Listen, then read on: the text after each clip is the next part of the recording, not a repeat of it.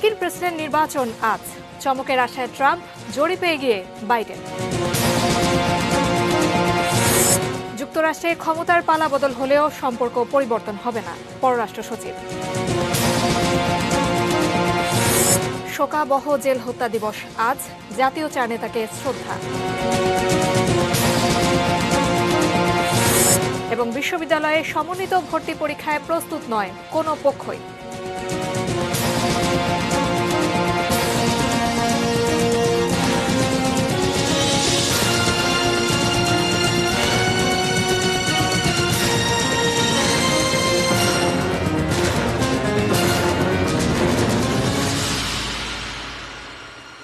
দেখছেন ATN news. দুপুর ৩টা নিউজ আওয়ারে আপনাদের সাথে আছি আমি জান্নাতুন নাহা জাকিয়া।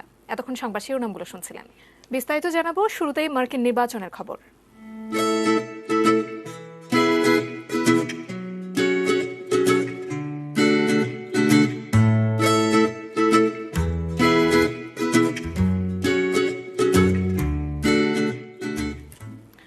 মার্কিন প্রেসিডেন্ট নির্বাচনের ভোট গ্রহণ আজ। বাংলাদেশ সময় বিকাল ৫টায় ভোট গ্রহণ শুরু হবে। ভোটার ২৫ কোটি, এরই মধ্যে আগাম ভোট পড়েছে ৯,৮০,০০,০০০-এরও বেশি। করোনা পরিস্থিতিতে এটা রেকর্ড সংখ্যক আগাম ভোট। আজকের ভোটের মাধ্যমেই পছন্দের প্রার্থীকে বেছে নেবেন মার্কিনিরা।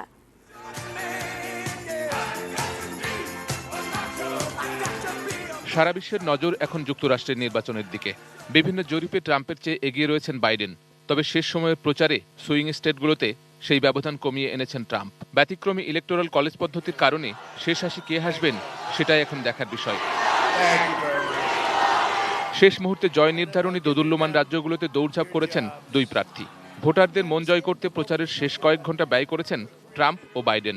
সোমবার পেনসিলভেনিয়া ও ওহাইও রাজ্যে প্রচার চালান বাইডেন, আর ট্রাম্প প্রচার চালান উইসকনসিন, মিশিগান, নর্থ ক্যারোলাইনা ও পেনসিলভেনিয়ায়। নর্থ ক্যারোলাইনার সমর্থকদের ট্রাম্প বলেন, মার্কিন ইতিহাসে অর্থনীতির জন্য আগামী বছর হবে শ্রেষ্ঠ বছর। ভোটারদের উজ্জীবিত করতে ট্রাম্প বলেন, ২০১৬ সালের নির্বাচনেও জরিপে পিছিয়ে ছিলেন তিনি, তবে চূড়ান্ত ভোটে শেষ পর্যন্ত তিনিই বিজয়ী হয়েছিলেন। এবারও সেরকমই ঘটতে যাচ্ছে বলে জোর আশাবাদ উচ্চারণ করেন ট্রাম্প। ওহাইও রাজ্যের সমর্থকদের উদ্দেশ্যে জো বাইডেন বলেন, ব্যাগ গুছিয়ে নেওয়ার সময় হয়ে এসেছে ট্রাম্পের। মানুষ তার কাছ থেকে ক্রোধ, ঘৃণা, ব্যর্থতা আর দায়িত্বহীনতা ছাড়া কিছুই পায়নি। এ সময় ট্রাম্পের প্রতি ভোট নস্যাৎ না করতেও আহ্বান জানান জো বাইডেন। গত কয়েক দশকের মধ্যে সবচেয়ে অনিশ্চয়তা আর চ্যালেঞ্জিং ভোটের দ্বার প্রান্তে যুক্তরাষ্ট্র। নির্বাচনের পর শান্তিপূর্ণ ক্ষমতা হস্তান্তর নিয়ে দীর্ঘদিন ধরে সংশয় সৃষ্টি করে আসছেন ট্রাম্প। অজুহাত হিসেবে হাজির করেছেন ডাকযোগে ভোটকে। এবার সবার চোখ তাই ভোট পরবর্তী অনিশ্চয়তায়। শেখ সালাম, desk report, ATN news. Democrat অধ্যুষিত হিউস্টনে প্রায় ১,২৭,০০০ ভোট বাতিলের দাবি তুলেছে ক্ষমতাসীন ট্রাম্প শিবির। টেক্সাসের হিউস্টনে ড্রপ বক্সে দেয়া এসব ব্যালট অবৈধ ঘোষণার দাবিতে আদালতে শরণাপন্ন হয়েছে তারা। তবে সোমবার প্রায় ৩ ঘণ্টা শুনানি শেষে এই আবেদন খারিজ করে দিয়েছেন টেক্সাসের ফেডারেল বিচারক অ্যান্ড্রু হ্যানেন। করোনা পরিস্থিতির কারণে এবার হিউস্টনে ড্রাইভ থ্রো ভোট কেন্দ্রে ভোট নেওয়া হচ্ছে। এসব ভোট গ্রহণের পর প্রায় ১,২৭,০০০ ভোটকে গণনায় না আনার জন্য রিপাবলিকান পার্টির পক্ষ থেকে আদালতে আবেদন জানানো হয়। মঙ্গলবারের নির্বাচনের আগে ক্ষমতাসীনদের পক্ষ থেকে এটি ছিল আদালতে একটি বড় ধরনের চ্যালেঞ্জ। তবে ফেডারেল আদালতে ব্যর্থ হওয়ার পর বিষয়টি নিয়ে তাৎক্ষণিকভাবে 5th US circuit of court অ্যাপেলসে আবেদন করে ট্রাম্প শিবির। রায়ে আদালত বলেন, অক্টোবরের মাঝামাঝি থেকে লোকজন ভোট দিচ্ছেন, আর এসব ভোট বাতিলের আবেদন এসেছে গত সপ্তাহের শেষ দিকে।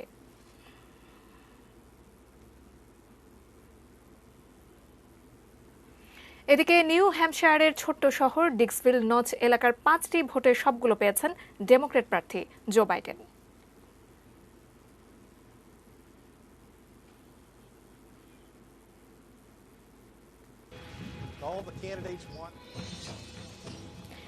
ডিক্সভিল নচের রীতি অনুযায়ী ভোটের দিন মধ্যরাতে কেন্দ্র খোলার পরপরই প্রাপ্তবয়স্ক ভোটাররা বালসামন্স হোটেলের ব্যালট রুমে জড়ো হন। সবার ভোট দেওয়া শেষে গণনা হয় ব্যালট, এরপর জানিয়ে দেওয়া হয় ফলাফল। প্রচলিত রীতি অনুযায়ী এ এলাকায় যিনি জয়ী হন তিনি আমেরিকার প্রেসিডেন্ট নির্বাচিত হন। তবে বিগত ২০১৬ সালের নির্বাচনে এই রীতি ফলেনি। সেবার 5টি ভোটে 4টি পেয়েও জিততে পারেননি হিলারি ক্লিন্টন। এদিকে ডিক্সভিল নচের কাছাকাছি বিলসফিল্ডেও মধ্যরাতের পরপরই ভোট হয়েছে। সেখানে 16 থেকে 5 ভোটে বাইডেনকে হারিয়েছেন ট্রাম্প। মার্কিন নির্বাচনে ক্ষমতার পালাবদল হলেও বাংলাদেশের সঙ্গে সম্পর্কের তেমন পরিবর্তন হবে না। তবে যুক্তরাষ্ট্রে বাংলাদেশের ব্যবসায়িক সুবিধা নিয়ে পুরাতন চেষ্টাগুলো শুরু করতে নতুন উদ্যোগে। মার্কিন নির্বাচন এখন বিশ্বজুড়ে আলোচনার বড় উপাদান। গাধা না হাতি, তাতে বাঙালির কি? যদি ট্রাম্প হেরেও যান বা থেকেও যান, বাংলাদেশ যুক্তরাষ্ট্র সম্পর্কে এর প্রভাব কতটুকু পড়বে? প্রশ্ন ছিল পররাষ্ট্র সচিবের কাছে। এই সমস্ত দেশের রিলেশন সাধারণত ব্যক্তি নির্ভর বা পার্টি নির্ভর হয় না, এটা একটা ইনস্টিটিউশনাল একটা ফ্রেমওয়ার্কের মধ্যে দিয়ে যায়। সম্প্রতি মার্কিন উপপররাষ্ট্রমন্ত্রী স্টেফেন বিগানের ঢাকা সফরে দুই দেশের সম্পর্কের নতুন রূপ আলোচনায় এসেছে। সেখানেও কোনো পরিবর্তন হবে বলে মনে করছে না ঢাকা। বর্তমানে যে সম্পর্ক আছে যথেষ্ট স্টেবল এবং এটা ঊর্ধ্বমুখী, সেটাকে ধরে রাখাটাই আমাদের কাজ হবে এবং আমরা এমন কোনো ইন্ডিকেশনও পাই নাই যে এটা আদারওয়াইজ হবে, যেটাই what ever the irrespective of the outcome of the election. তবে ক্ষমতার পালাবদল হলে কিছুটা নতুনত্ব তো আসবেই, সেটা হবে বাণিজ্যের ক্ষেত্রে। যে লবি আছে বা আমাদের যে চেষ্টা বা প্রচেষ্টা থাকবে কূটনৈতিক মহলে এবং ইনফ্যাক্ট ব্যবসায়ীদের মধ্যেও, আমরা চেষ্টা করব যে সেগুলোকে আবার কিভাবে রেস্টোর করা যায়। অবভিয়াসলি যদি রেজিম চেঞ্জ হয় বা যদি গভর্নমেন্ট চেঞ্জ হয় তাহলে আবার নতুন করে শুরু করতে হবে, বিকজ প্লেয়াররা চেঞ্জ হয়ে যাবে। আশিকুর রহমান অপু, এটি নিউজ, ঢাকা। দর্শক, মার্কিন যুক্তরাষ্ট্রের নির্বাচন নিয়ে আরও খবর জানাবো সংবাদের পরবর্তী অংশে। এবারে শোকাবহ জেল হত্যা দিবসের খবর। শুধু বাংলাদেশে নয়, বিশ্বের ইতিহাসেও নৃশংসতম ঘটনা বাংলাদেশের জেল হত্যা। 1975 সালের 3 নভেম্বর বঙ্গবন্ধুর ঘনিষ্ঠ সহচর জাতীয় 4 নেতাকে হত্যা করা হয় ঢাকা কেন্দ্রীয় কারাগারের সুরক্ষিত সেলে। সরকারি মদদে সুরক্ষিত কারাগারেই ঘটে এই রাজনৈতিক হত্যাকাণ্ড। বঙ্গবন্ধুর হত্যাকাণ্ডের মতোই, যার কলঙ্ক কখনোই মোচন সম্ভব নয়। জেল হত্যার সেই করুণ স্মৃতি ও প্রেক্ষাপট মনে করিয়ে দিচ্ছেন Arafat Siddiqui. The government of Bengal is not in paper, not in dream, not a myth, it is a reality.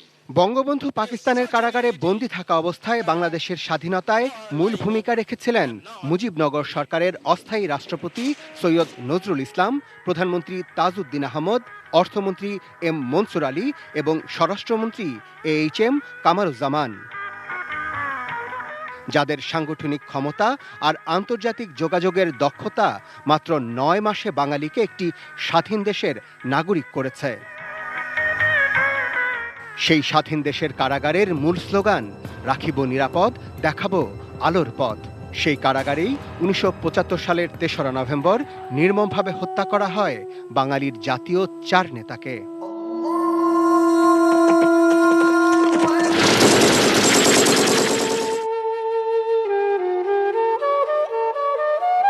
DIG সাহেব, আইজি, জেলার সুপারিনটেন্ডেন্ট তারা আসলো, ওইসে এখানে একটা মিটিং করলো। আইজি আউয়াল সাহেব ছিল ডিআইজি, তখন ওনাকে লাত্তি মেরা ওই বিল্ডিংয়ের পিছনে ফেলাই দিল, গিয়া 5 জনে গুলি করে মারলো। ধাম করে ওই রুমের মধ্যে ঢুকেই ব্রাশ ফায়ার করছে। আমরা সব মাটিতে শুয়ে পড়ছি। 7-8 মিনিট পরে যেটা ঘোগানি আওয়াজ পাওয়া যেতেছে। 5-7-10 মিনিট পরে আবার দেখি দৌড়ে প্রায় 15-20 জনের মতো লোক বুটের আবার দৌড়ে দিয়ে ঢুকতেছে। ঢুইকে সোজা প্রত্যেকের একজনে 15টা-20টা করে ব্যানর চার্জ করছে। খোঁচে মৃত্যু একদম কনফার্ম কইরা বাইরে। সে এক নজিরবিহীন ঘটনা, যেখানে খোদ রাষ্ট্রপ্রধানের নির্দেশে সুরক্ষিত কারাকক্ষে চলে নৃশংস হত্যাযজ্ঞ।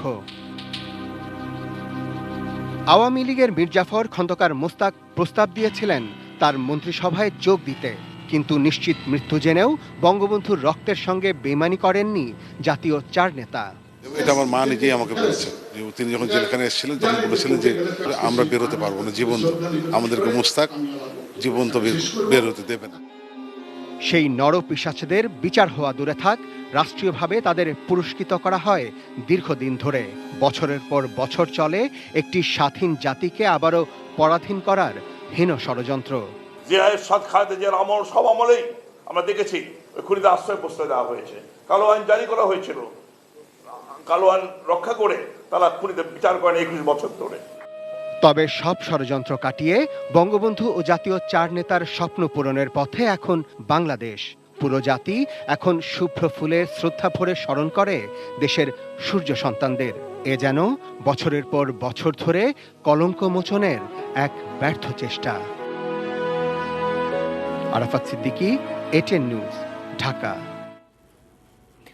ইতিহাসের নৃশংসতম অধ্যায় জেল হত্যাকাণ্ড, কিন্তু বরাবরই আড়ালে থেকে গেছে সে ঘটনার পেছনের কুশীলবরা। জাতীয় চার নেতা পরিবার থেকে দাবি তোলা হলেও সম্ভব হয়নি ষড়যন্ত্রকারীদের বিচার। আরও জানাচ্ছেন মহসিন কবির।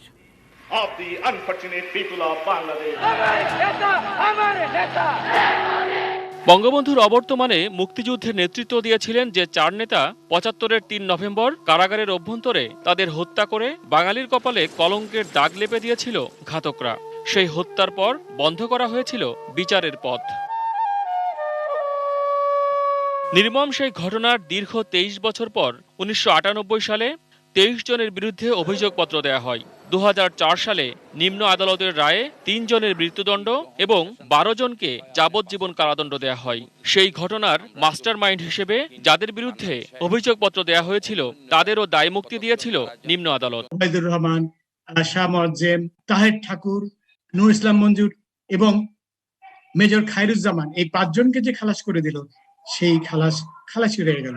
নিশ্চিত করে বলতে পারি যে এটি ছিল একটি প্রভাবিত রায়, কারণ ন্যায় বিচার হলে ওই ৫ জন আসামিকে কোন অবস্থায় বিচারিক আদালত খালাস দিতে পারে না।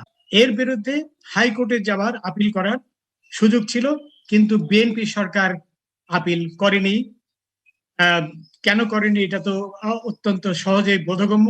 যখন আওয়ামী লীগ সরকার ক্ষমতায় আসলো তখন এটি তামাদিতে পড়ে গেছে, সুতরাং আপিলের সুযোগ আর ছিল না। ২০০৮ সালে হাইকোর্টে মৃত্যুদণ্ড থেকে খালাস পায় মারফত আলী ও হাশেম মৃধা। এছাড়া যাবজ্জীবন কারাদণ্ড পাওয়া ফারুক, শাহরিয়ার রশিদ, বজলুল হুদা এবং AK মহিউদ্দিনও খালাস পেয়েছিল। তবে আপিল বিভাগে সেই রায় টেকেনি।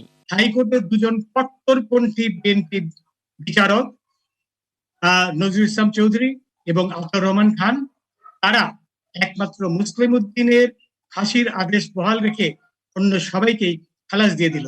সেখানেও কিন্তু বিচারের বাণীকে ত্রুটি চেপে এই ২ জন কট্টর বিএনপিপন্থী বিচারপতি হত্যা করেছিল। আপিল বিভাগ কিন্তু হাইকোর্ট বিভাগের সেই রায় ডিসমিস করে দিয়েছিল।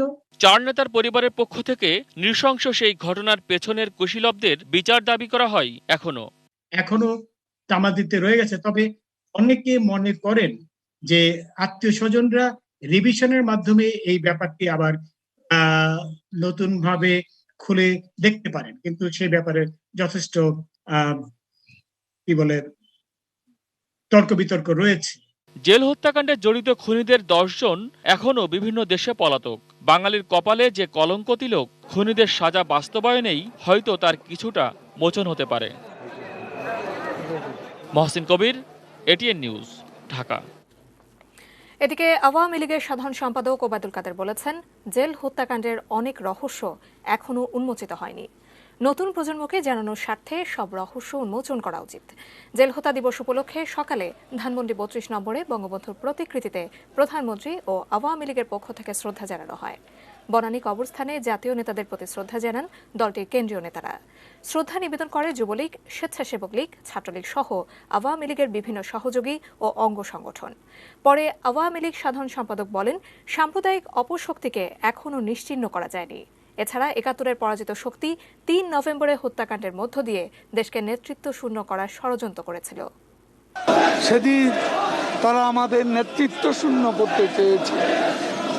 ৩রা নভেম্বর থেকে ৭ই নভেম্বর বাংলাদেশের ইতিহাসে সেদিন যে পরিস্থিতি সৃষ্টি হয়েছে, সেই ঘটনা দিনগুলোর অনেক রহস্য এখনো উন্মোচন হয়নি। এ সত্য জানা উচিত এবং এটা উদ্ঘাটন করা উচিত। কারাগারে জাতীয় চার নেতা হত্যার ঘটনায় কারা কর্তৃপক্ষের ভূমিকা কি ছিল? কমিশন গঠন করে তা তদন্ত করার দাবি জানিয়েছেন ভুক্তভোগী পরিবারের সদস্যরা। চার নেতা হত্যার জায়গা পরিদর্শন করে স্বরাষ্ট্রমন্ত্রী আসাদুজ্জামান খান কামাল বলেন, পালিয়ে থাকা ঘাতকদের বিদেশ থেকে ফিরিয়ে আনার কাজ চলছে। পুরান ঢাকার নাজিমউদ্দিন রোডের সাবেক কেন্দ্রীয় কারাগারের এই জায়গাতে ৭৫-এর ৩ নভেম্বর জাতীয় ৪ নেতাকে হত্যা করা হয়। নানা কর্মসূচির মধ্য দিয়ে দিনটি জেল হত্যা দিবস হিসেবে পালন করা হয়ে থাকে। আর তাই এদিন সাত সকালে পুরনো এই কারাগারের প্রধান ফটক খুলে দেওয়া হয়েছে। বিভিন্ন সামাজিক, সাংস্কৃতিক ও রাজনৈতিক সংগঠন ৪ নেতার প্রতিকৃতিতে শ্রদ্ধা জানাতে ছুটে আসে। ছুটে যান ভুক্তভোগী পরিবারের সদস্যরাও। অস্ত্র নিয়ে বিপদগামীরা কিভাবে সুরক্ষিত এই কারাগারে ঢুকে ইতিহাসের নৃশংসতম হত্যাকাণ্ড ঘটায়, এই প্রশ্ন তাদের। ওই সময় এটা কারাবিধির, এটাতে কোনো ক্রমেই নাই যে সশস্ত্র ব্যক্তি কেউ ঢুকতে পারে। একটা কমিশন গঠন করে এটার শুধু কারা কর্তৃপক্ষের ভূমিকা নিয়ে একটা পূর্ণাঙ্গ তদন্ত করা হবে, এইটুকুই দাবি করছে। এরই মধ্যে ৪ নেতা হত্যা মামলার রায় হলেও এখনো ১০ আসামি পলাতক। আসামিদের কারো কারো অবস্থান বিদেশে। তাদের ফিরিয়ে এনে রায় কার্যকরের দাবি জানিয়েছেন অভিভাবক হারা স্বজনেরা। রায় পেতে আমাদের অনেক দিন অপেক্ষা করতে হয়েছিল, কিন্তু সেই রায় আমরা পেয়েছি ২০১৩ সালে। খুবই আশাবাদী যে যারা সাজাপ্রাপ্ত আসামি বিভিন্ন দেশে আছেন তাদেরকে ফিরিয়ে নিয়ে আসা হবে এবং তাদের যেই সাজা সেই সাজা তাদেরকে দেওয়া হবে। বিভিন্ন দেশে যারা অবস্থান করছেন সেই দেশের আইন অনুযায়ী তাদেরকে ফিরিয়ে আনতে হবে, সেই প্রচেষ্টা আমরা চালিয়ে যাচ্ছি। জাতীয় ৪ নেতাকে হত্যা নিছক হত্যাকাণ্ডই নয়, বড় ধরনের ষড়যন্ত্রও রয়েছে এর পেছনে। পুরনো কারাগার পরিদর্শন করতে এসে এসব কথা বলেন স্বরাষ্ট্রমন্ত্রী আসাদুজ্জামান কামাল। এই ধরনের হত্যাকাণ্ড কেউ একজনে করে না, এর পিছনে মোটিভ থাকে, এর পিছনে একটা বড় ধরনের ষড়যন্ত্র থাকে। সেগুলো আমাদের তদন্তকর্মীরা যতখানি আনার্ট করতে করেছেন, আরও যদি কিছু থাকে সেগুলো আমরা আনার্ট করে আমরা জানিয়ে দেব। A K Azad, ATN news, Dhaka. News at 3 এ পর্যায়ে নিচ্ছে বাইজেস্টিল বিরতি, এরপর আরো যা থাকছে।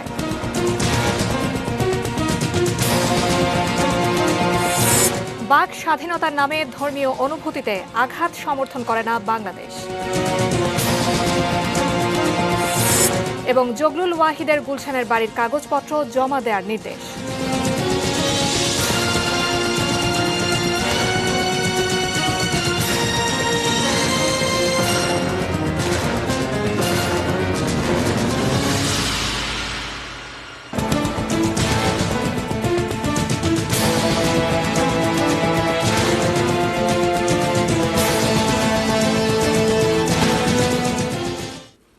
বিরতির পর স্বাগত জানাচ্ছি দুপুর ৩টার নিউজ আওয়ারে।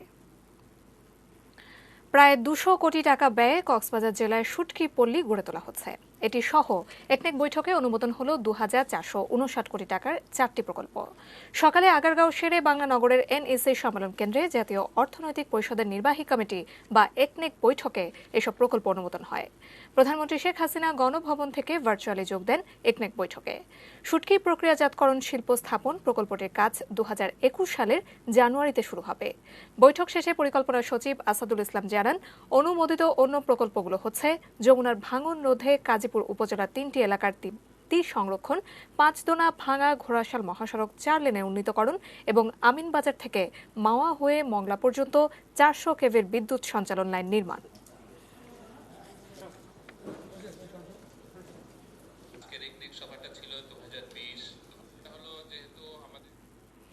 বাক স্বাধীনতার নামে ধর্মীয় অনুভূতিতে আঘাত দেয়া সমর্থন করে না বাংলাদেশ। কোনো সন্ত্রাসী কর্মকাণ্ডই সমর্থন করে না সরকার। সাম্প্রতিক ফ্রান্স বিরোধী আন্দোলনের বিষয়ে এসব কথা জানিয়েছে পররাষ্ট্র সচিব মাসুদ বিন মোমেন। ধর্মীয় অনুভূতির সঙ্গে ব্যবসা বাণিজ্য গুলিয়ে না ফেলার অনুরোধ করেছেন তিনি। মহানবীকে নিয়ে ফরাসি প্রেসিডেন্টের বক্তব্যের প্রতিবাদে গেল কয়েকদিন ধরে রাজপথে আন্দোলন করছে বাংলাদেশের ইসলামপন্থী দলগুলো। দাবি উঠেছে ফরাসি পণ্য বয়কট এবং দেশটির সঙ্গে কূটনৈতিক সম্পর্ক ছিন্ন করার, যা ফলো করে প্রকাশ হয়েছে ফরাসি এবং ইউরোপীয় গণমাধ্যমে। এর প্রেক্ষিতে ফ্রান্সের রাজনীতিবিদদের কেউ কেউ বাংলাদেশ থেকে তৈরি পোশাক আমদানিতে নিষেধাজ্ঞা দাবি করেছে। একই দাবি উঠেছে ইউরোপীয় ইউনিয়নেও।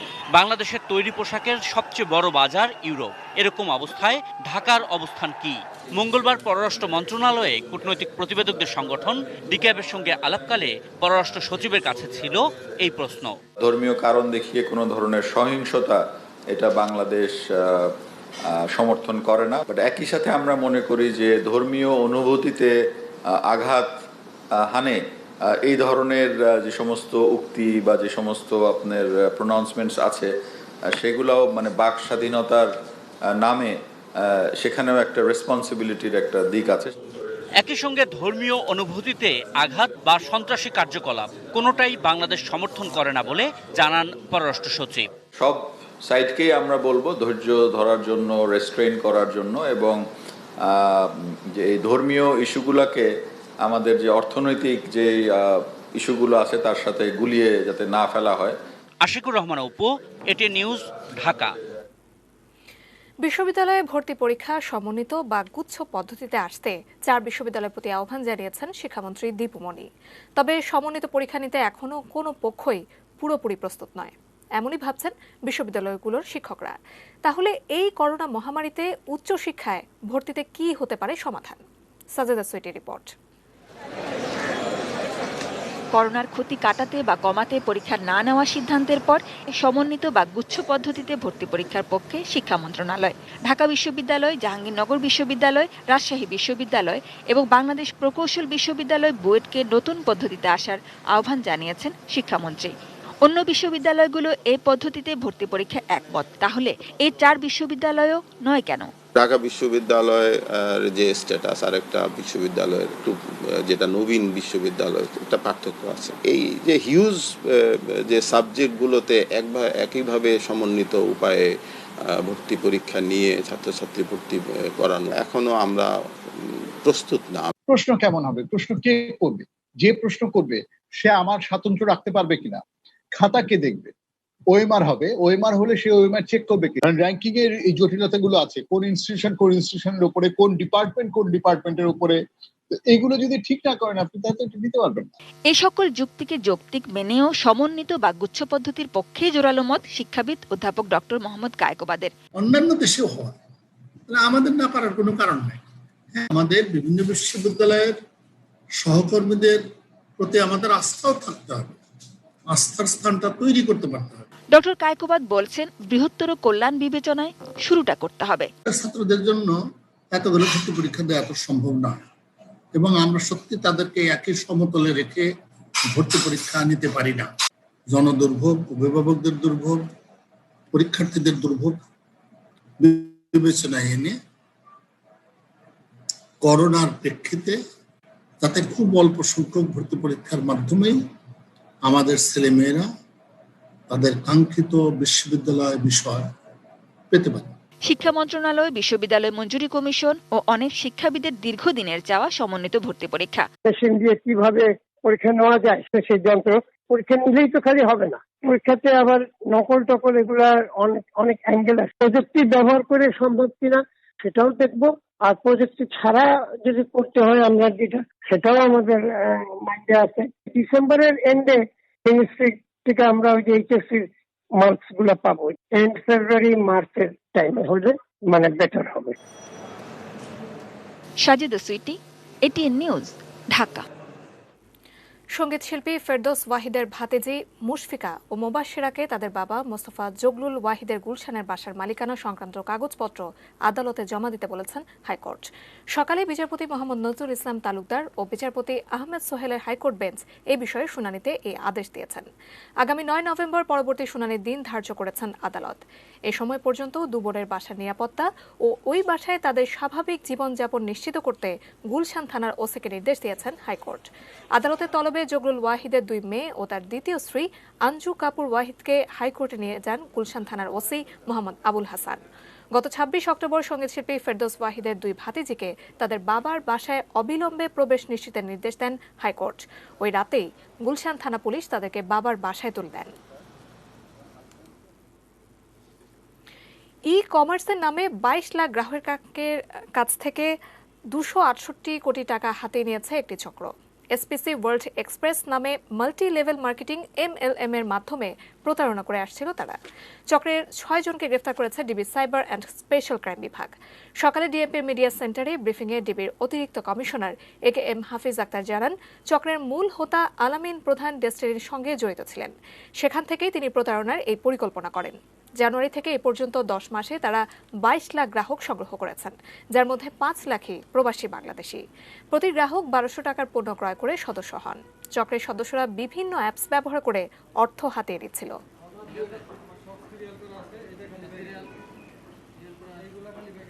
মেটাল প্রেজেন্স কৃষি সংবাদ, সুজলা সুফলা।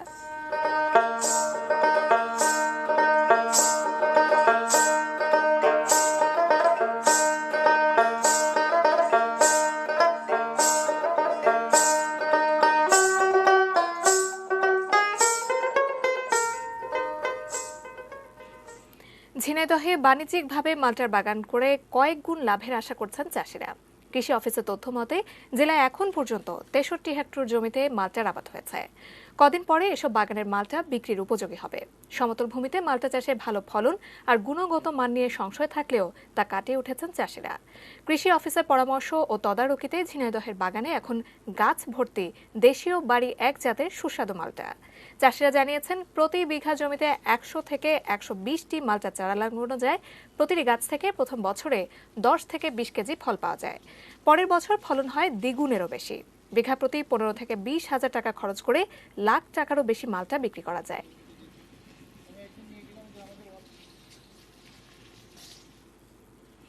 দুপুর 3টে নিউজ আওয়ারে আবারও সময় হলো বাইজেস্টেল বিরতি নেয়ার, এরপর আরো জানিয়ে ফিরব।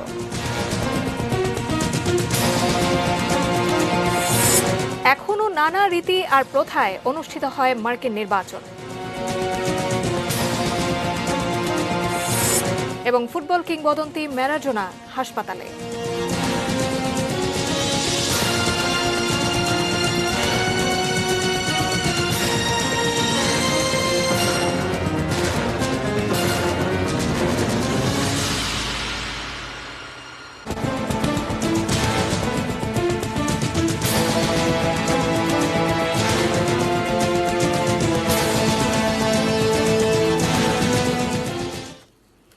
স্বাগত নিউজ আওয়ারে আবারও মার্কিন নির্বাচনের সংবাদ।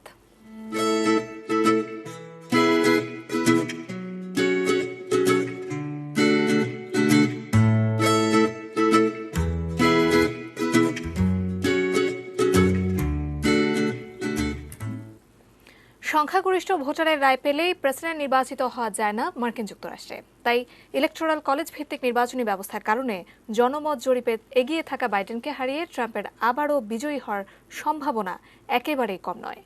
কিভাবে কাজ করে এই ইলেকটোরাল কলেজ ভোটিং সিস্টেম জানাচ্ছেন মফিদুল তপু। গণতান্ত্রিক দেশগুলোতে সাধারণত জনগণের প্রত্যক্ষ ভোটে নির্বাচিত হন সেদেশের সরকার প্রধান, কিন্তু মার্কিন যুক্তরাষ্ট্র এক্ষেত্রে ব্যতিক্রম। মাত্র 538 জন ব্যক্তির বিবেচনায় নির্ধারিত হয় প্রেসিডেন্সি, আর এই পদ্ধতি পরিচিত ইলেকটোরাল কলেজ ভোটিং সিস্টেম হিসেবে। ইলেকটোরাল কলেজের আকার 538 আসন নির্ধারণ করা হয় 1964 সালে। যুক্তরাষ্ট্রে প্রতি 10 বছর পর পর আদমশুমারি হয়। অভ্যন্তরীণ অভিবাসনের জন্য যুক্তরাষ্ট্রের 50টি রাজ্য ও টেরিটরির জনসংখ্যার উল্লেখযোগ্য হারে পরিবর্তন হলে সেখানকার ইলেক্টরের সংখ্যাও বাড়ে কমে। 3 নভেম্বর মার্কিন জনগণ ভোট দিয়ে আসলে এই 538 জনকেই নির্বাচিত করবেন। ধরা যাক ফ্লোরিডা রাজ্যের কথা।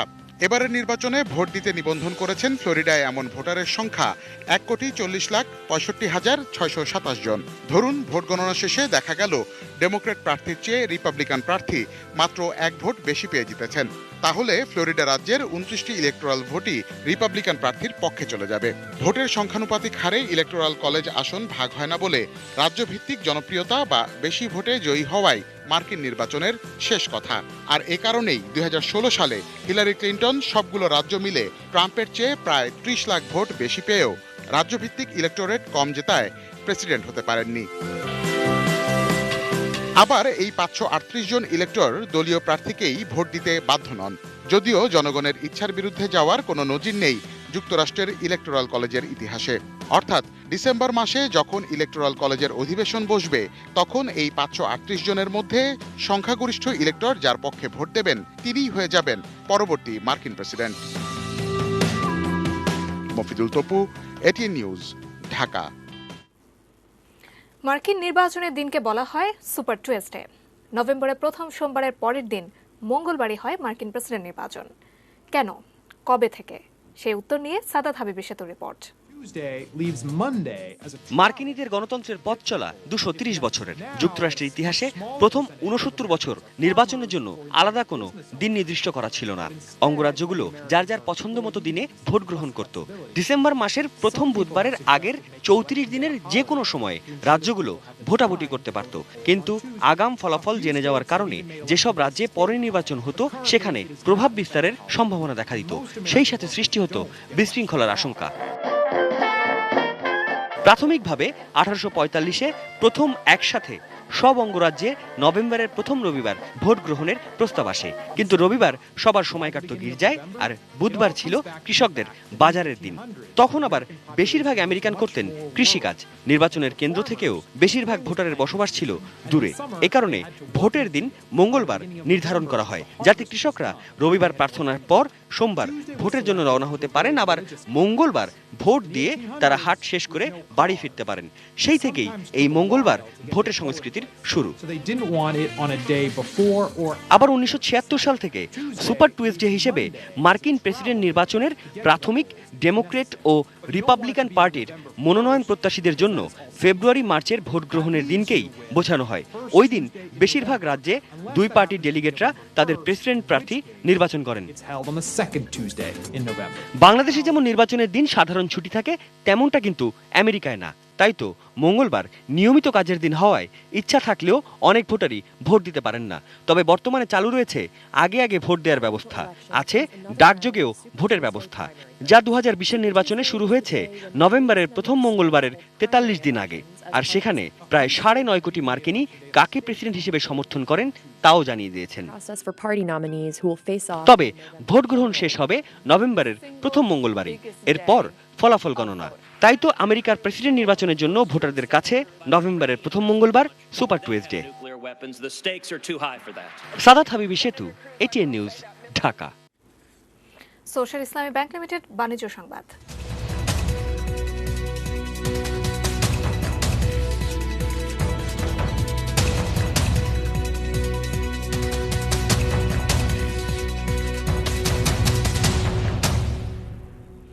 বৈশ্বিক তেলের বাজারে 5 মাসের মধ্যে সবচেয়ে বড় দরপতন হয়েছে সোমবার।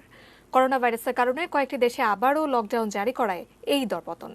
করোনা ঠেকাতে যুক্তরাজ্য, ফ্রান্স ও জার্মানিতে নতুন করে বিধিনিষেধ জারি করায় আবারও ক্ষতির মুখে বিশ্ব অর্থনীতি। তেলের চাহিদাও কমছে।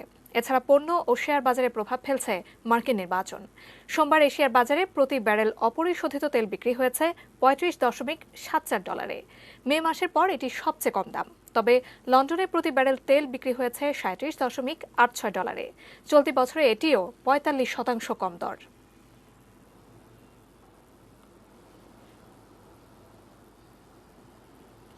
খেলার খবর।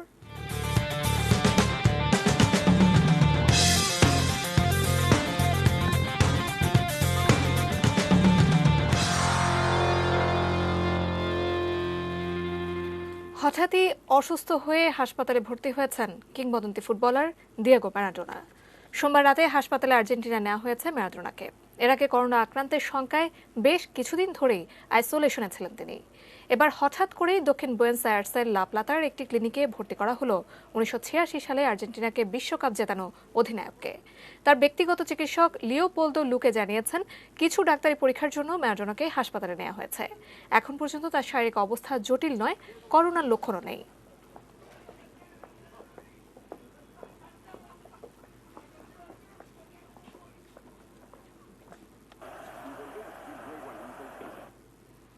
দর্শক, শেষ করব দুপুর 3টা নিউজ আওয়ার। তার আগে সংবাদ শিরোনামগুলো জানিয়ে দিচ্ছে আরো একবার। মার্কিন প্রেসিডেন্ট নির্বাচন আজ, চমকের আশায় ট্রাম্প, জরিপে এগিয়ে বাইডেন। যুক্তরাষ্ট্রে ক্ষমতার পালাবদল হলেও সম্পর্কে পরিবর্তন হবে না, পররাষ্ট্র সচিব। শোকাবহ জেল হত্যা দিবস আজ, জাতীয় চার নেতাকে শ্রদ্ধা। বিশ্ববিদ্যালয়ের সমন্বিত ভর্তি পরীক্ষায় প্রস্তুত নয় কোনো পক্ষই। বাক স্বাধীনতার নামে ধর্মীয় অনুভূতিতে আঘাত সমর্থন করে না বাংলাদেশ। জগলুল ওয়াহিদের গুলশানের বাড়ির কাগজপত্র জমা দেওয়ার নির্দেশ। এখনো নানা রীতি আর প্রথায় অনুষ্ঠিত হয় মার্কিন নির্বাচন। এবং ফুটবল কিংবদন্তি ম্যারাডোনা হাসপাতালে।